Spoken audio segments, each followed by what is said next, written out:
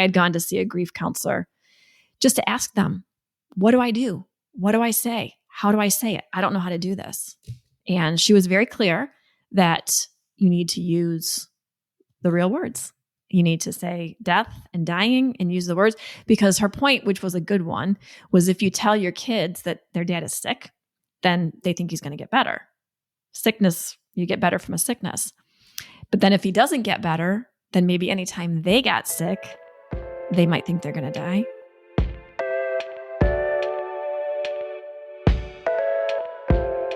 Hey, welcome to another fun-filled episode about death and grief. Today's episode, Kim joins us and shares about the loss of her husband and father to her 2 boys. Now, after recording this episode, I immediately walked upstairs and told my kids they can stop playing their violins. So listen in and see how her story made an immediate change and impact on my own life. And while I have you, you know what I'm going to say. Don't forget we have the Day After Plus for anyone who wants to help support the show.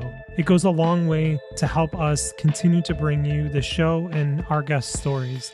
So if you go to thedayafter.com/plus, you can go ahead and contribute to the show. All right, pull over from the side of the road, recline that seat, turn the dial, and enjoy the show.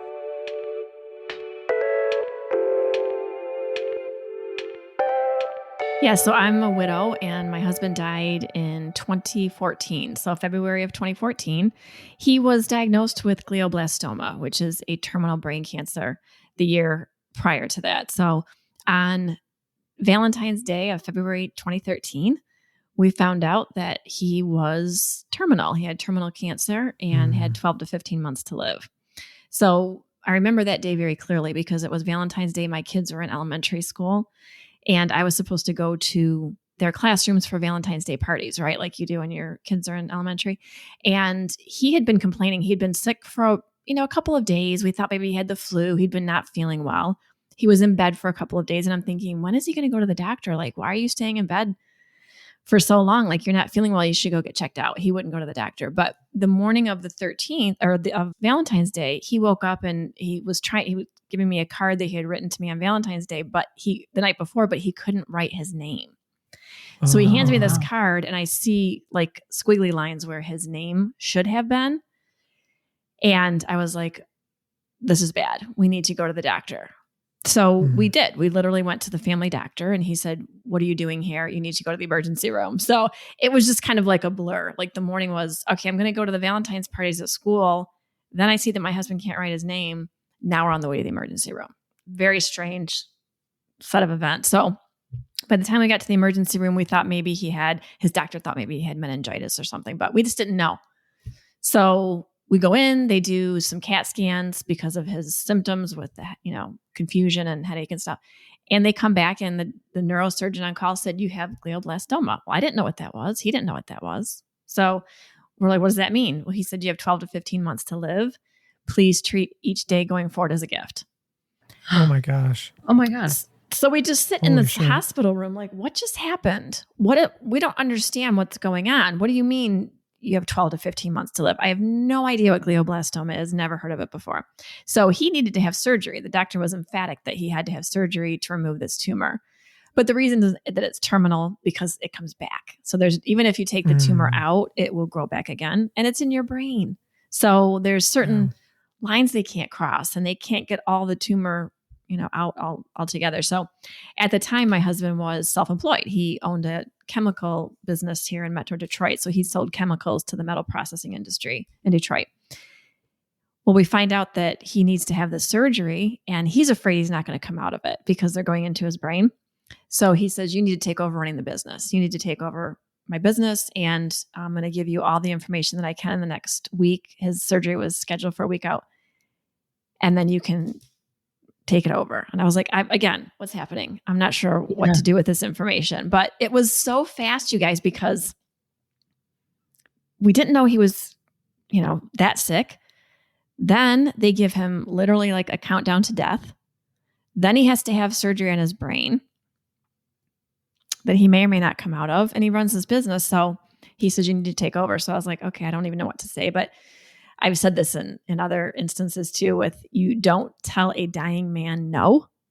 So, okay, I'll take over running your business if that's what I need to do. So he gave me all of his formulas and he was writing down on like yellow legal pads, all this stuff that I needed to know for the business in the hospital room before he went in for a surgery. So he ended up coming out of the surgery fine. It took maybe 95% of his tumor. It was very successful surgery. It was great, but we still knew that was just buying time. Yeah. That was all we were doing, was buying time. So we decided to not tell our kids right away that their dad's cancer was terminal because they were 8 and 10 years old at the time. So imagine carrying the weight of that knowledge that my husband carrying the weight that he's going to die, me carrying the weight that I know my husband's going to die, and then trying to tell your kids. I didn't know how to do that. I was like, I'm not sure that that's something that they need to carry that weight for as long as we have, as long as we will. So, we struggled. When's the right time to tell them? What should we do? Yeah. So we kept them informed about the cancer and the tumor and the surgeries and the chemo and the radiation and all the things that he went through. But we just didn't tell him that it was terminal until December of that year. So as the year progressed, he just got worse. Things just changed. The tumor grew back. The chemo and radiation wasn't really working because the tumor grows back. So we spent a lot of time traveling that summer as a family. I was learning the business. He was still there to, kind of help me make the transition. And then in the fall of that year, I could tell that things were getting a little worse. He would come in and out of coherence.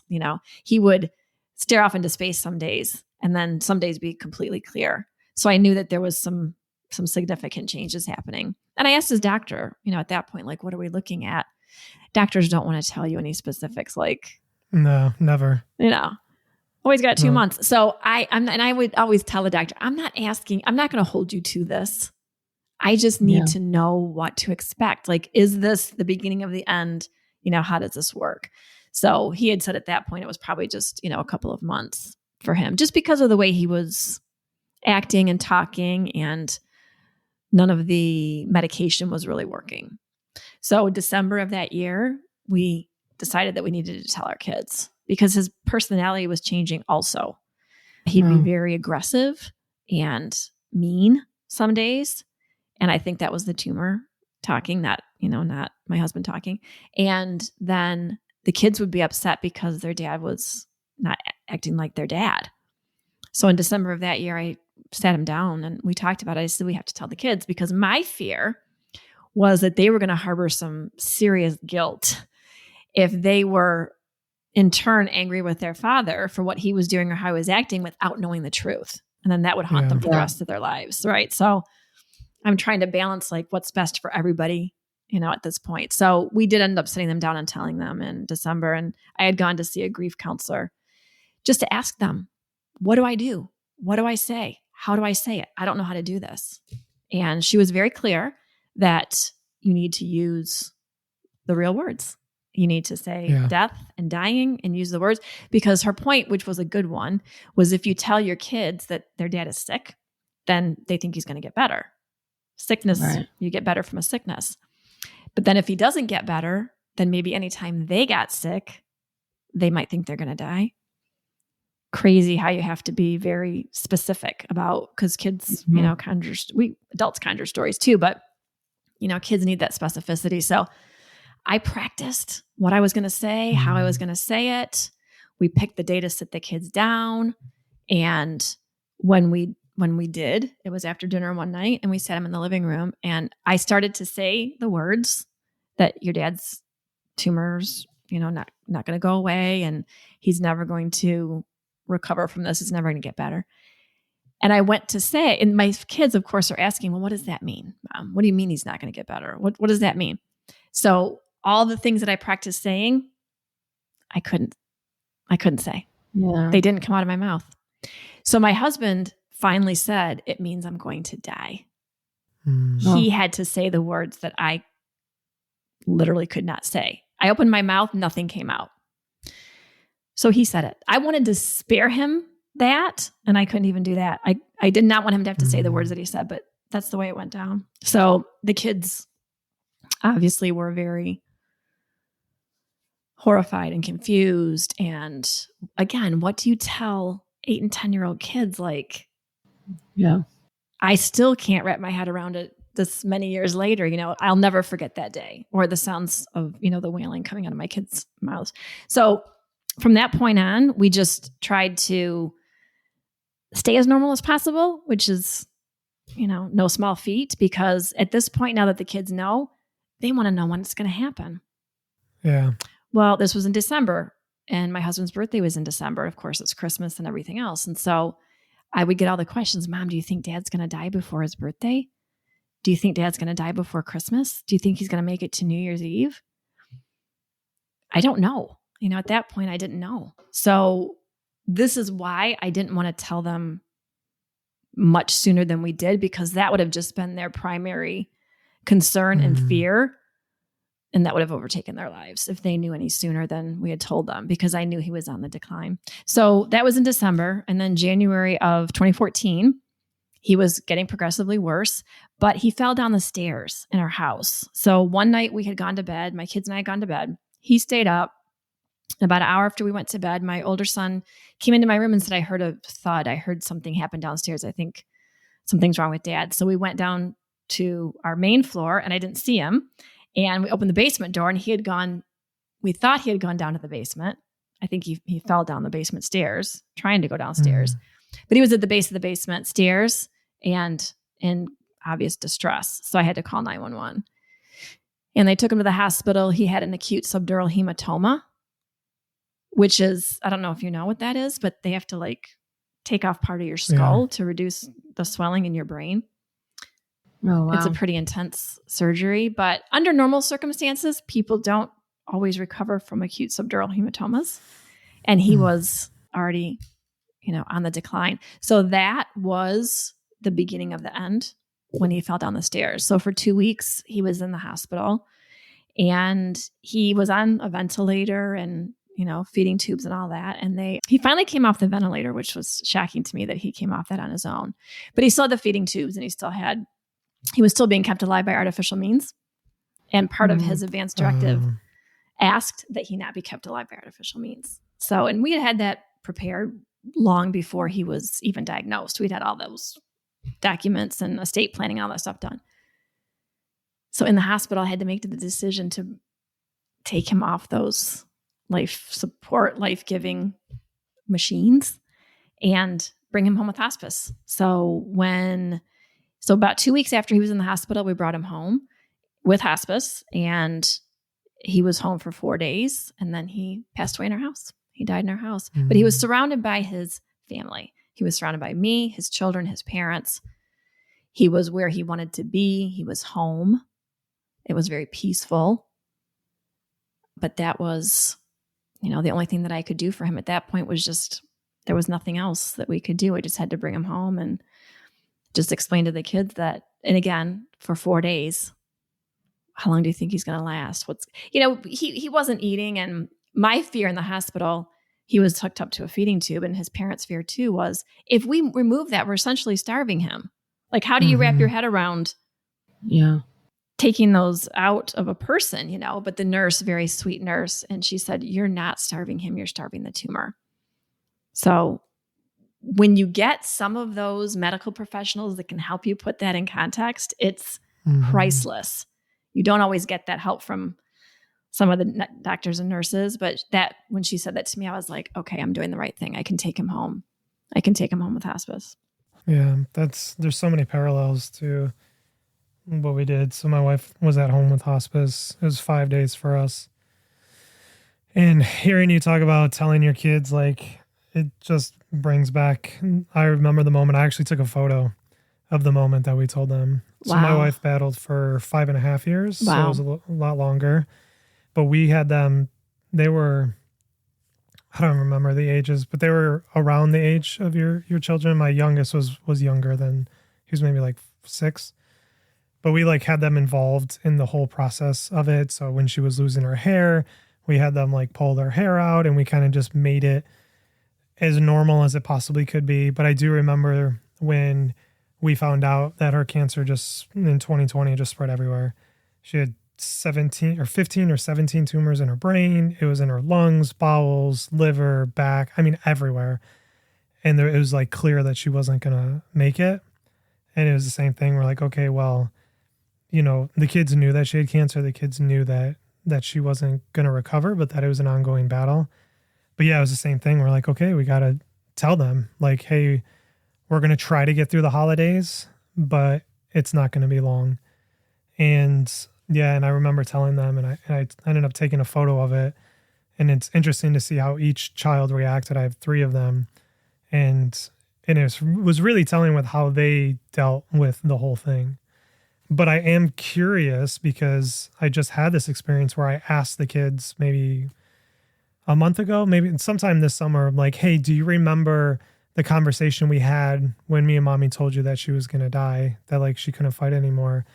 None of them remembered. And I'm curious, like, if you've ever talked to your children now, like, and it's been a much longer time frame, if they have any recollection of that night and what their perception of that day was that night. That's a good question. They have the recollection. They don't remember exactly what was said. And I didn't take pictures or anything, but I did write it down because I wanted to remember that way. But I had written letters to my kids at the end of every month since they were born. Wow. Oh, no I shit. love that. Yeah, I just started that when they were born because I was a stay-at-home mom and I had worked before I had kids and I was a stay-at-home mom and I just wanted to kind of document all the things that we did together because we did so much together when they were little that I knew that they would forget. They're not going to know what they did when they were 2, 3, 4, 5, 6 years old. So I would just write a letter to them at the end of every month and then I would put it into a 3-ring binder and I ended up eventually putting those into books. But I wanted to write specifically about that night and specifically what was said. So I took notes after the fact so that I could write that letter to them about what happened that month in December of 2013, because I knew our minds or our brains would play tricks on us and protect us. Really, I think it's a protective mechanism. But I also wanted them to know that it was a peaceful transition. I wanted them to remember that he was not suffering at the end and he was surrounded by his family. So they remember, I don't think they remember specifics, but they can go back to the letter and read that's the awesome. letter that I wrote for them. That's amazing. Yeah. I don't remember. I don't remember any conversation or no. I just remember like she was at home for, God, it feels like it was probably like the final months, but it was probably really only like final few weeks. But I actually wrote like a poem for like a poetry contest when I was younger that I ended up winning because obviously they choose the dead mom poem. You can't not, obviously. I think. But I did write it, but she we had like a hospital bed like at home and she was in that for I feel like quite a while. So I like kind of just sort of knew it was coming. And then the actual day that she died, I had gone to a concert the night before, and I think I've told this story before, but it was like, if you went to a concert or you went out the night before, like on a school night, you like had to go to school. So like when my dad didn't wake me up for school, I was like, yeah, this isn't good. I don't get to stay home because, he's letting me sleep in. And then I wouldn't go in the room. I was like too afraid. And I just remember hearing him like crying, my dad crying, but our whole family was there. And then my aunt came into my bedroom and told me that she had died. And I do remember her using like very plain language and being like, mom is dead. She's gone to heaven. But I don't really remember any conversations or even a conversation that she was sick or had cancer. But I know that I do know that they told us because I remember like her hair falling out and like her back hurting and being like, yeah, mom's sick. And she was always home with us, if I remember correctly. Like we had like a nanny who ended up staying to help much longer than she actually would have, but because she was sick. So, and my grandparents were always around. So I kind of always knew like, okay, something's not right. Something was up. Yeah. Not that they like purposely withheld it, but. Well, that's part of the deal with kids though, too. They're very perceptive and they know when something's not right. So I think if, the more we think we're trying to protect them, the worse that it can be in some cases. And honestly, they just want the truth. And I remember my son saying, why isn't the doctor fixing Dad? I said, well, they're doing the best they can. He said, well, you need to find a new doctor because he's not doing a good job. Oh, shit. Right? Yeah. Like that's just the way a kid thinks about it. You're not doing what you're supposed to be doing. Let's go get another one. So it's hard to explain to them. Well, and that was too early that was like in the summer. I'm like, no, we can't tell them. But they're perceptive. They know that what's going on. So you guys go through hospice as hospice finishes out. And I mean, I guess I'm curious how you felt through hospice. Cause I know like how that situation was for me going through it, but like, what was the emotions? Like, what were you going through where you had your family, you had your kids, and then your husband, you're in your home and you're waiting for the inevitable. Yeah, I was terrified because he had some medications, of course, to make them comfortable, right? And I remember the hospice nurse came in. They sat at the hospital bed in our basement as well. And she gave me all these medications and all these instructions, and then she leaves. Yes. And I'm like, wait a minute, this is not how they do it in the movies. No. They stay. That's like, it's like overnight, She left. And I was actually shocked. I did not know that hospice left you alone. Yeah. With your person. I did not know that. So I was like, okay. So I called her. I had a lot of questions because I'm supposed to be administering medication, but he can't swallow. So all these, they gave him medication for, I think, a stool softener or something. I'm like, he's not eating or drinking. Like, why do I have to? and he can't swallow it anyway. Like, what are we even doing? She's like, oh, I didn't realize that. And then it was like, again, so let's go back over this one more time. Like what his exact situation is. So we reduced that medication by like 3/4, of the medication. I said, just let me give him something to keep him comfortable. And they said we could give him not really water because he wasn't swallowing, but we could put like a ice cube up to his lips, or we could give, a little drop of just like a tiny drop of water on his lips. But it's terrifying, especially in the middle of the night, because I had a chart that I wanted to follow. I like to check off lists and I like to, mark down when I've completed something. So when I did give him the medication, what's the medication that they give him to make him comfortable? I can't think of the name of it. The morphine? Yeah, morphine. I was going to say Motrin. It's not Motrin. Morphine. So yeah. So I wanted to keep that up. And so I would just get up if I had to in the middle of the night and mark it down and stuff. But it was terrifying. My kids were very good with him at home because when he fell down the stairs, he basically paralyzed half of his body was paralyzed. So in the hospital, we knew that like the right side of his body was paralyzed. And so when he came home and was in the hospital bed, I took a picture. My son was sitting next to him, but he was smiling with the side of his face that wasn't paralyzed. So I knew that he was happy to be home, that he was, in the right place. But they would talk to him. They would sit and read stories with him. And my older son and my husband used to like to listen to old radio programs together. So they would sit in bed. My husband would sit with my older son in bed and they would have the earbuds. One would have one earbud, the other would have the other earbud, and they would listen to these old radio programs.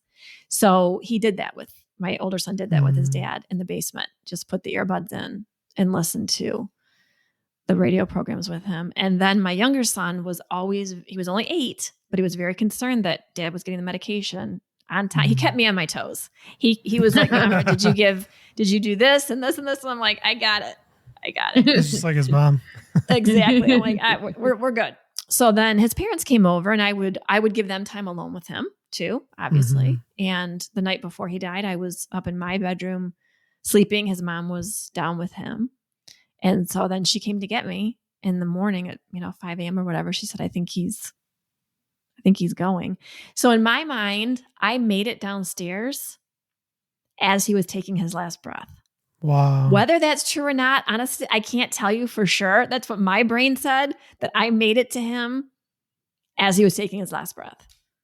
Because I knew he was gone, but I still wanted to call. I still called hospice and said, please send a nurse to verify it. They have to do that anyway. But, I just want to make sure. I'm not like, we need to know exactly. So his parents were there that morning too. And so we all had our time. We all had our time with him, even though it was only 4 days that he was home, but we did what we could. And I think we all did really pretty darn good considering. Yeah. Yeah. It sounds like there was a lot of control in such an uncontrollable situation. Do you feel like you had your chance to say goodbye to him?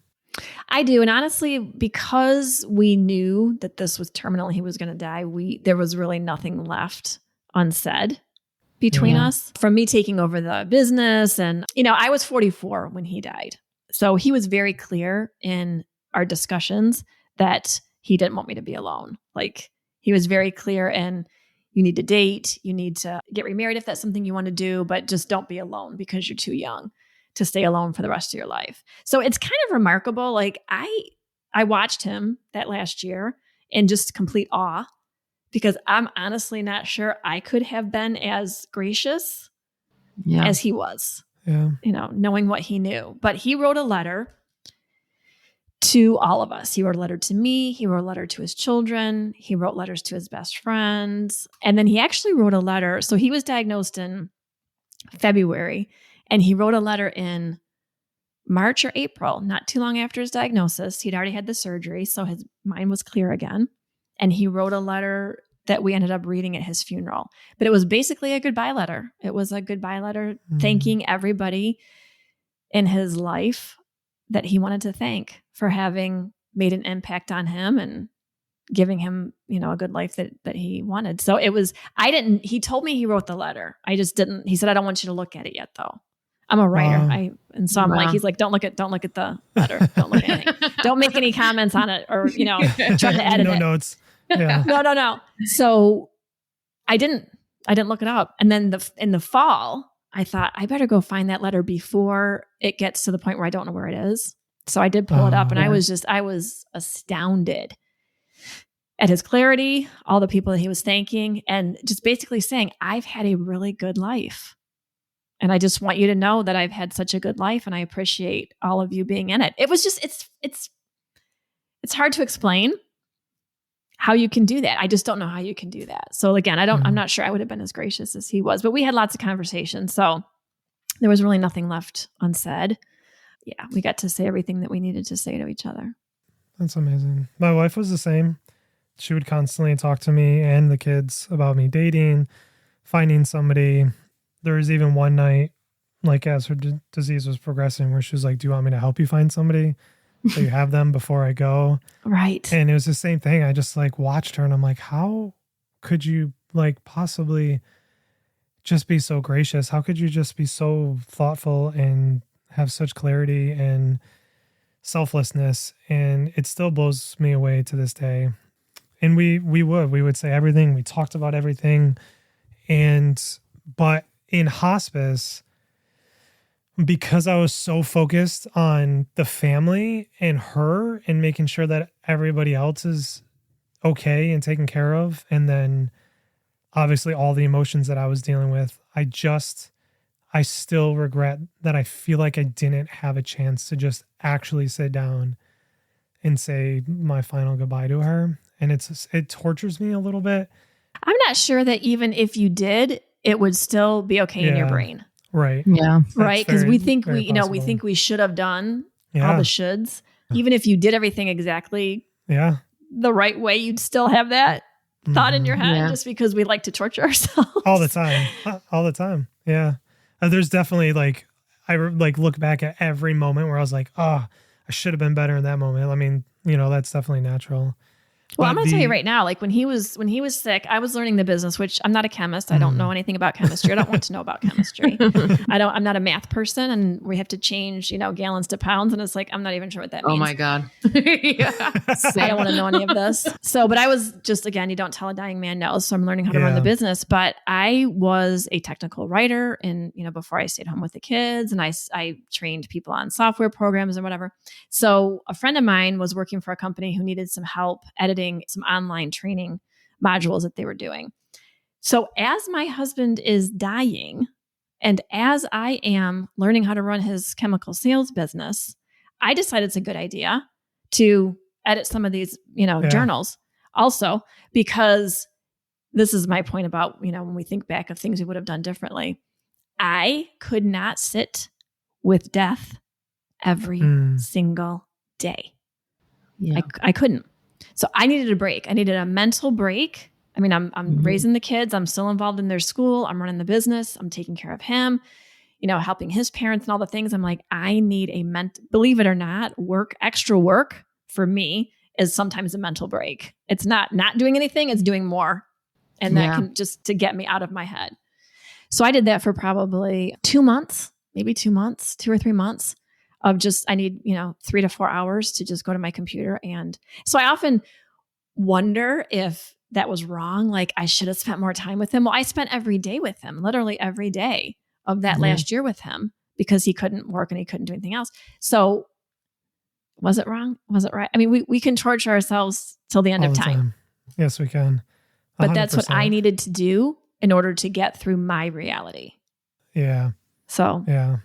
No, that makes sense. And yeah, I definitely have those same thoughts. And she died during COVID. So it's like there was no leaving. We just quarantined for like an entire year until she died. Then, I wanted to comment, you were talking about how the nurse just left and you're like, what the fuck do I do?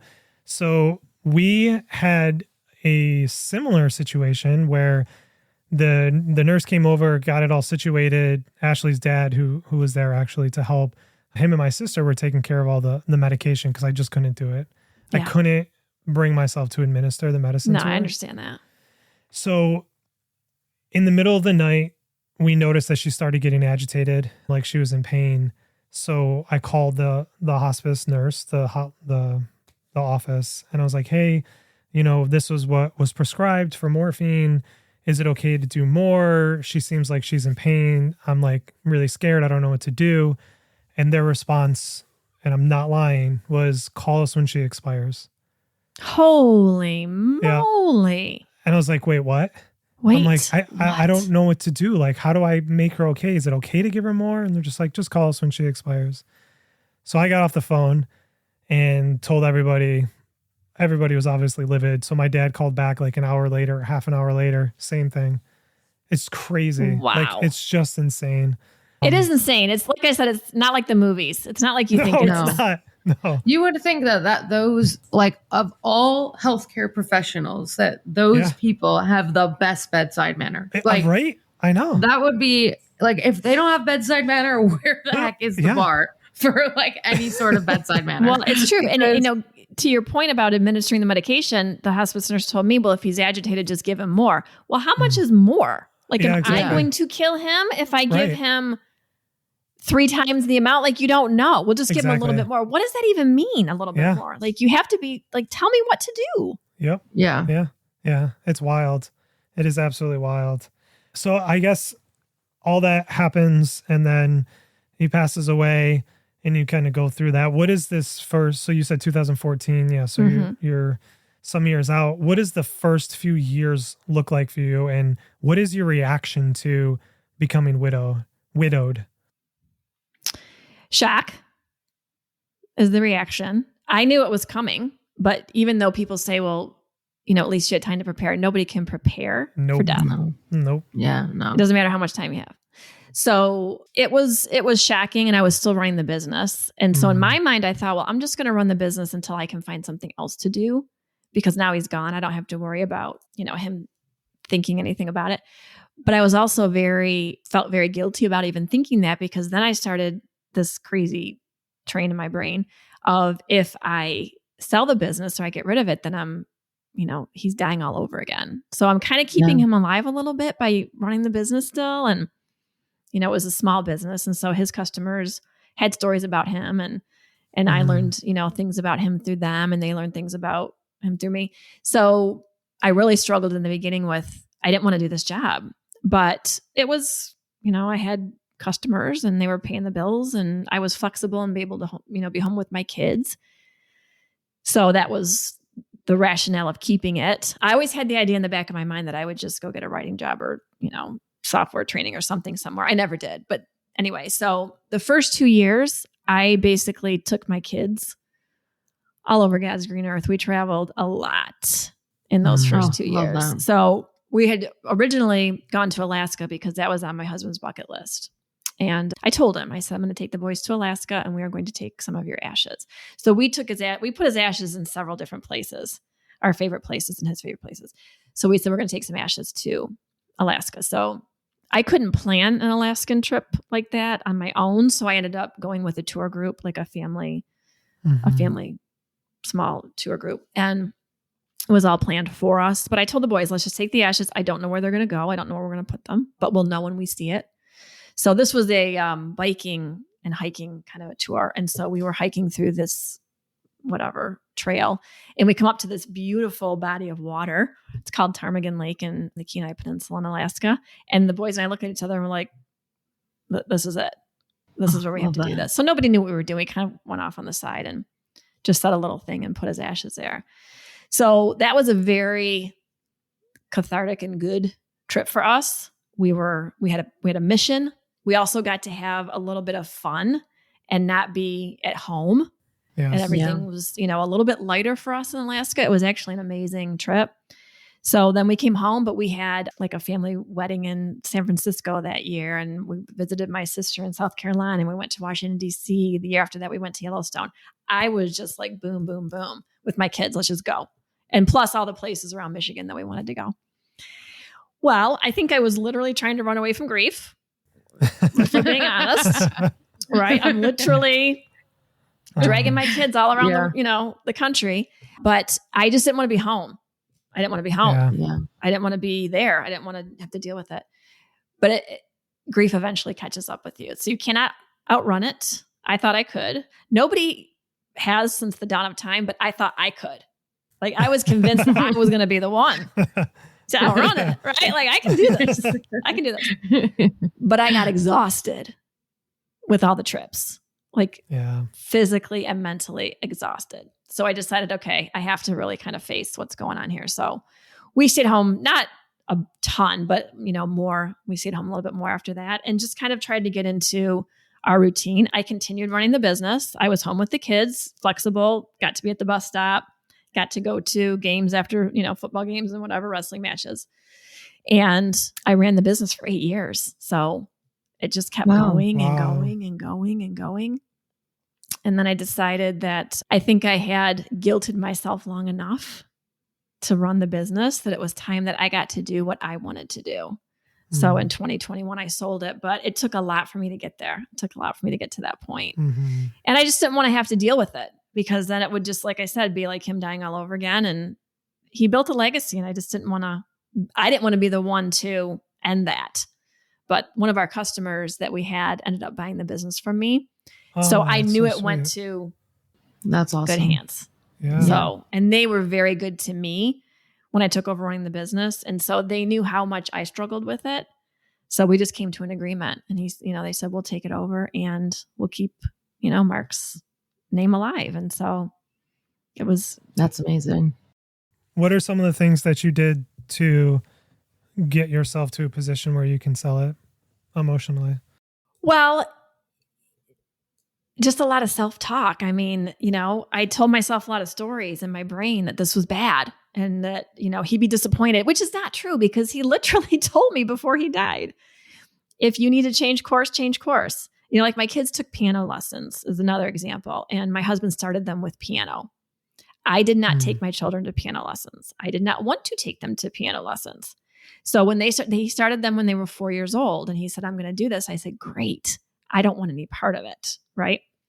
So when he got sick, I had to start taking the kids to piano lessons, which I hated. Okay. Yeah. Hated making them practice. Hated all of it. Yep. Just wanted to chuck the piano out the window. But I can't do that because my husband bought the piano for the children that he started in piano lessons. So he did say to me at that, before he died also, with piano, if it gets to be too much, my older son was he just liked to fight us and everything, right? So defiant, I guess is the word. And so he's like, I know this is going to be an issue. So when it is, just let him quit, let him quit. But even when we were in the middle of that defiance, I'm like, I can't let him quit because his dad started these piano lessons with him. You just have all these conversations in your head about any number of topics that your husband or wife or, parents, whatever, do. So I think my older son was 13, and he just was not conforming, not practicing. I'm spending money on lessons he's not even doing anything with.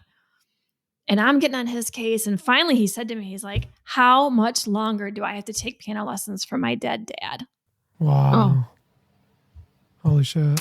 I said, well, officially we're done today. So yeah, like it never, like you have just clearly shown me that you do not have to take piano lessons for your dead dad anymore. So like that next day I called the piano teacher. I said, he's done. So my younger son went till about 16 but they had taken lessons long enough, I guess, that they'll always be able to pick it back up again. But you tell yourself these stories, these awful stories, and they're your own stories. There's nobody else telling you this. Right. Yeah. Yeah. Oh, you're saying it to yourself. So it took me 8 years. I mean, I really probably should have sold the company at year like 2 or 3, to be honest. But I finally decided. So I had met someone 2 years after Mark died. I met someone, and my neighbor had asked me if I was willing to meet someone that she knew. And, what's the right amount of time? Is 2 years long enough? Whatever. Like you have all these, rules, societal rules. And I thought 2 years might have been okay. Might be long enough. I wasn't sure, but she just said this. He's a really nice guy. He worked with her husband, and, do you want to meet him? So my thought in my head was, I just really want to get over the hump of that first date after death. Once I get over that hump, I'm good to go. So I was prepared to meet this person, have coffee. I had an exit strategy in place. I'm a grieving widow. This isn't going to work out. Thanks anyway. But I get over that hump of the first date after the death, right? So I said, okay. And we met and had coffee, and he was super sweet and just asked questions that a lot of people don't ask. They're afraid to ask, but he was also genuinely interested in hearing the answer. So I was like, who is this unicorn that I'm meeting here at this coffee date, right? This is very strange. So we had met 2 years after my husband died. I'm going to jump ahead. We got married 6 years after that. So this first date after the death, where I had the exit strategy and I was going to bolt, we ended up getting married. I never bolted. Wow. That's amazing. So yeah. So as we were dating and my kids were getting older, and I was very clear with my now husband that we weren't going to get married when the kids were in high school or when they were younger. I wasn't going to do that. And he wasn't going to move in and none of that. Like I wanted my children's home to be their home for them. Yeah. No strange people. Not that he was strange, but no other people in the house while they were, growing up. So anyway, once the kids got older and we started talking about getting married, I was like, well, it probably should consider selling the business because he was going to be close to retirement and then I could do what I wanted to do. So they kind of all happened around the same time. We ended up getting married and then we built a house and we moved. So I was not, I didn't think that it was fair to ask him to move into the house that I lived in with my deceased husband, right? Like that's somebody else's house. So we decided that we would get married, build our own house, and then, retire and do whatever we wanted to do. So that kind of coincided the timing wise with the business. Although I was really thinking after we talked about getting married and building this house, I'm thinking that I was still going to run the business. Yeah. But I think the universe had different plans because I was for so many years saying, I can't do it. That finally I was like, well, what if I did? Like, what if I did sell it? So once you start asking yourself those different questions, then all the other possibilities come up. Then I started talking to my customer about buying it. Then he gave me an offer. Then, so until I opened up that door, those answers never came to me. As soon as I thought, well, what if I did? Then all these opportunities kind of presented themselves, but it all happened around the same time. So I think it was meant to be that way. It got my kids through school. The job, got me through getting my kids through their high school. And like I said, it paid the bills and whatever else. But when I met my now husband, he, like I said, was just very interested in hearing all about the details. Not everybody wants to know the details. They get very scared, they don't really want to know, but he did. And he listened to a lot of things. And so we found out that we had quite a bit in common. But the weirdest thing was when I met my husband, Mark, the one that died, he had a dog and it was a Dachshund. So he was a single man with a Dachshund. Okay. So then when his first dog died, we got married and then we got a Dachshund. So we had Lucy, long-haired Dachshund. So Lucy died the same year that Mark died. So I had to put the Oh. dog down the same year Oh my that God. my husband died. So when I met my husband now, he was at my house one day and there was a picture of Lucy on our piano. And he said, "Is that a dachshund?" And I said, "Yeah, that's Lucy. You know, she died the same year Mark did." He said, "Well, I have a dachshund." And I was like, "What? What do you mean you have a dachshund? Like, what are the odds I meet another single man with a dachshund?" Yeah, really. I mean, it was just weird. So all of these really weird similarities just started popping up between us. And it was just like, that's coincidental. Well, my husband liked, you know, vintage signs and old jukeboxes and, you know, gas pumps and whatever. And this is like totally I'm not even joking. We finished our basement and he really wanted to put a gas pump down there, but we never got around to doing that. Okay. So I go to Tom's house. That's my husband now. And we go down in his basement. I look around. He's got these vintage signs and he has a jukebox and he has a gas pump in his basement. Oh my God. No way. I mean, this is like, I wrote a story about this, you guys. It's published in a Chicken Soup for the Soul edition called Miracle Oh my of God. Love. Literally wrote about this because I was like, the coincidences were, I don't think they were coincidental. Like, I think there was some divine intervention going on here. Yeah. Because I think so too. Yeah, it was just, and it's like, how do you tell someone that you've kind of just met? Like, weird coincidences are happening without scaring them. Or without them thinking, yeah, right. Like, oh yeah, my husband wanted to put a gas pump in his basement. We never got around to it. But look, here's a gas pump. Weird. Very strange. So all these things were coming up and I thought, I don't know. I think that this is something more. Yeah. Something more at play here. So at one point I had a dream, and you know, maybe you can understand this too, because I have dreams a lot, even now, that Mark is still alive. And I'm very confused in my dream because I'm wondering, why am I married? Why was I dating someone? Or why am I married when he's alive? Like, I don't understand this. And this one dream I had, he was alive and I was dating Tom. We hadn't gotten married yet, but Mark was on one side of the street and Tom was on the other. And it was like there was a magnet pulling me towards Tom. And so I'm thinking, I can't go towards this other man when Mark, my husband, is still alive, right? So I'm in the middle of the road and I'm looking at Mark and I'm looking at Tom. And in my dream, Mark says to me, "It's okay, you can go." Oh my God, that's beautiful. So I woke up that morning and I was like, I feel very peaceful. I feel very peaceful. I was confused in my dream and I was like, this is, again, these are not random coincidences. You know, it's like, that's what I needed to know, that and I knew he was okay. Like I said, we had discussions before he died, but I was telling myself the stories. Yeah. I was making the guilt, you know, more than it probably needed to be. But he was very clear. It's still very hard. Okay. Yeah, it's very, very hard. But Tom's been very good about all of that, you know, talking about him and always saying his name. And the one thing I promised Mark was I would never stop saying his name. And I've kept that promise. So Tom's very good about, you know, talking about him and including him. Mark's parents, Mark was an only child. So, and I'm still very close to his parents. So my in-laws are like my parents, you know.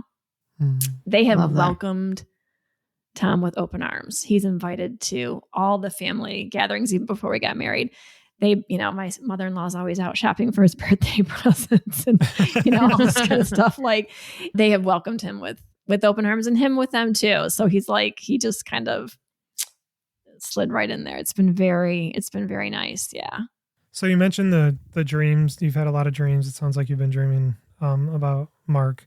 Is there any rituals or things you do to like reconnect with him or to stay connected? And rituals could be an overloaded term, but basically just anything that you do that allows you to kind of reconnect with him. I talk about him a lot. I talk to him a lot. So I'm the crazy girl walking down the path with my, you know, my earbuds in, but talking as if I'm talking to someone. I have this vision in my mind when I want to talk to Mark, and it's us on a beach. So I just imagine I'm on a beach and I'm walking down and he's off on a, you know, rock. He's sitting on a jetty and I'm walking towards him. So whenever I need to speak to him about anything, I have that vision in my brain and I just walk to him on this beach and he's sitting on the jetty and we talk and I say what I need to say or ask what I need to ask. But yeah, I talk to him all the time. I mean, I, you know, will say to him, "You've got some really great kids." You know, like my son will come over and say something amazing, or, my older son is a carbon copy looking of his dad. He's like his little mini me. So I'll just say, you know what, you've got some really good kids. Or I hear a song on the radio when I'm driving. And I always say like, oh, hi. I have all kinds of signs, you guys, that I get all the time. So I always say, thank you, angels, whenever I see my signs. And yeah, so I think that sometimes he's riding in the car with me. Yeah. And I'll look over on the passenger side and people might think I'm crazy, but I'm like, hey, I do that glad too. Glad you're here. Yeah. Yeah. Yeah. I talk to Ariana every day, mostly every day, constantly checking in, asking for advice. I definitely imagine like her still being in the car. The signs thing is something I'm just trying to remain open to. There's been some very clear things that are hard to deny, but my mind immediately wants to just be like, there's an explanation for that. That's just a coincidence. But I'm trying to be open to it. And regardless if it's true or not, if it allows me to feel something that's genuine and positive, like, then I'm like, why would I not allow that in my life? Like, how fucking stupid is that? But well, it's a great point though, but people will be the first to tell you, well, you're just imagining that. So what if I am? Right. Yeah. So what if I am? Who is it hurting? But it makes you feel better. It makes me feel better. I absolutely think that, cardinal that came to my windowsill is my husband. I think that butterfly is it doesn't matter what it is. Yeah. Yeah. I say 100%. That all the time. Mm-hmm. It was literally just like last weekend, there was a cardinal we went to go visit my boyfriend's family, and there was a cardinal that flew in like right as we arrived. And I was like, I think that was probably your mom or your dad.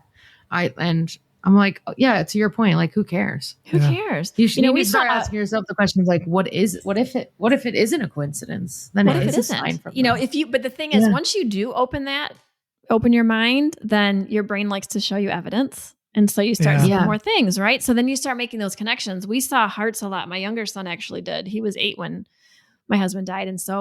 And turned 9 just shortly thereafter. But we would see heart shapes all the time. And he's the one that kind of brought that to my attention. Like, oh, well, maybe this is, a sign from dad. I'm like, oh, maybe it is.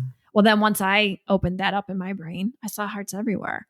But they also became times when it was not even remotely possible that heart could have been at the place that it was in the shape that it was in or whatever. We went skiing one night up at the ski hill, and we were at the ski hill the night that Mark fell down the stairs. We were at the ski hill because our kids had ski lessons. And again, taking the kids to the ski lessons was painful. It was like the piano lessons painful.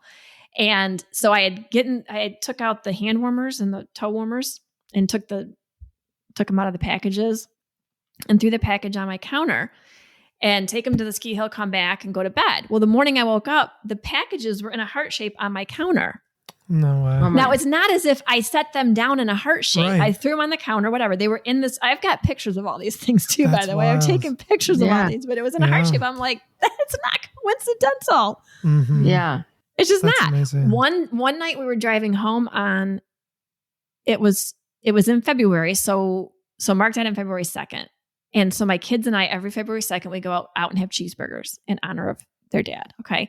So we went and had cheeseburgers at whatever local burger joint. And my younger son didn't finish his, so they put it in a to-go container. And it was the kind with the plastic top. Well, it's February in Michigan, freezing cold. So the thing just freezes over, like the plastic top is just like icicles.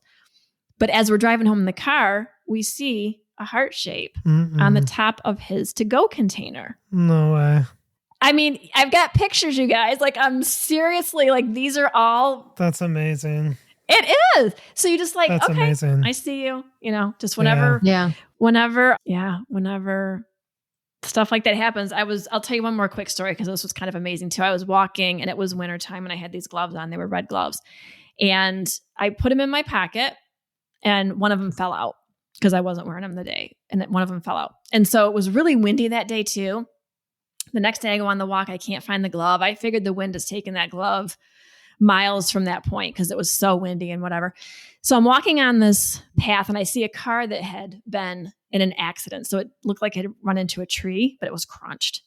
And of course, when you see things like that, your immediate thought or mind goes to the people that I know who have died, which is my husband, right? So I see this car crash into this tree and I just start thinking about Mark and I just start crying because it's so sad. Like whoever this kid, I don't think whoever made it out of that car made it. So whoever's family belongs to that car are having a bad day that day, right? So I'm thinking about Mark and I'm crying and all these things are coming up to me. And I got through it, but I did a loop on my walk. So I'm walking towards the car. I see this happening, talking to Mark, whatever. And I'm coming back around. And as I come back, I see my glove on the cement. And it's just like, almost like a wave. It's just like up like this on the cement.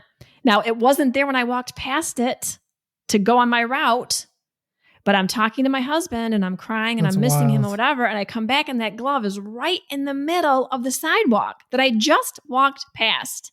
Yeah. Weird. So I am open to all of the things. Yeah. Anytime it's remotely, okay, fine. That's him. Hi. Thank you, angels. Thank you, angels. Yeah.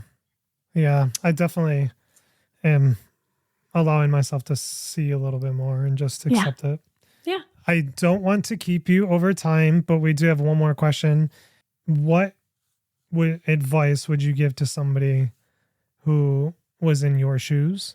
And what advice would you give to those people caring for somebody who were in your shoes? Good question. The advice I would give to the people in my shoes is don't try to outrun your grief because it doesn't work. So we don't like to feel the pain. It is excruciating. It is horrendous.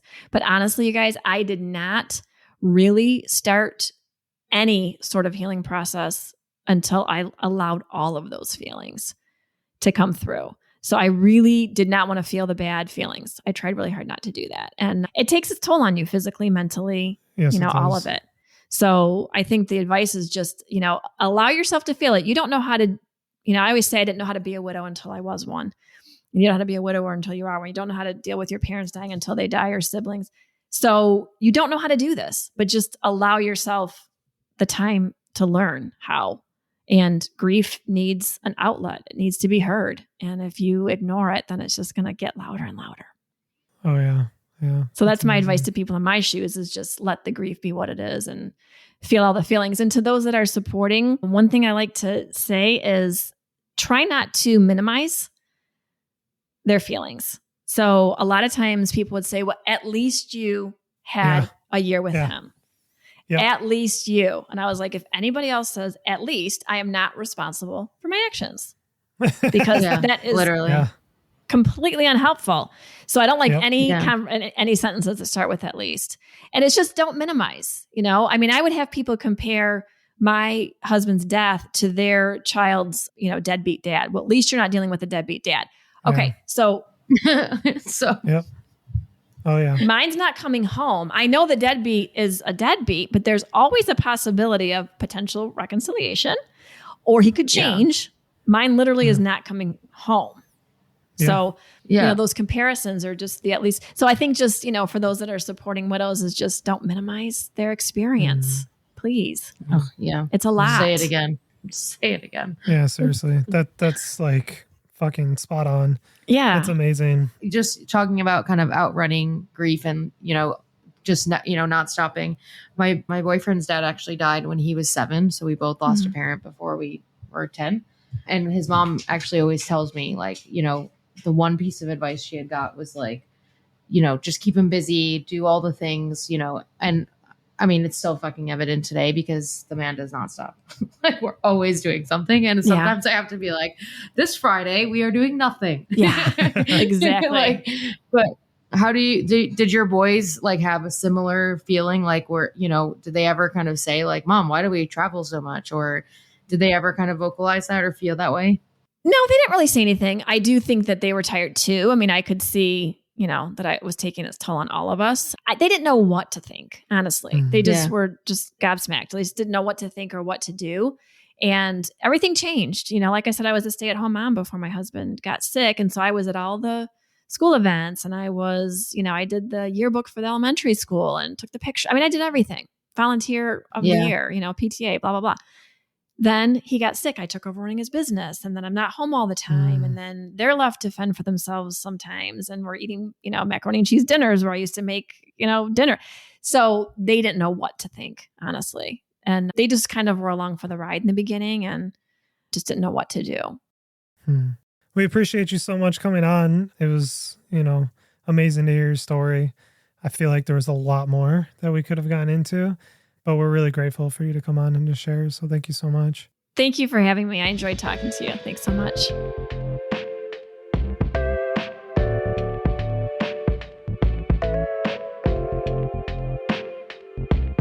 Thank you for listening to this episode of The Day After. You can find this podcast and more at our website at www.thedayafter.com. If you enjoyed this episode, we'd really appreciate it if you take a moment to leave us a review wherever you listen to your podcast.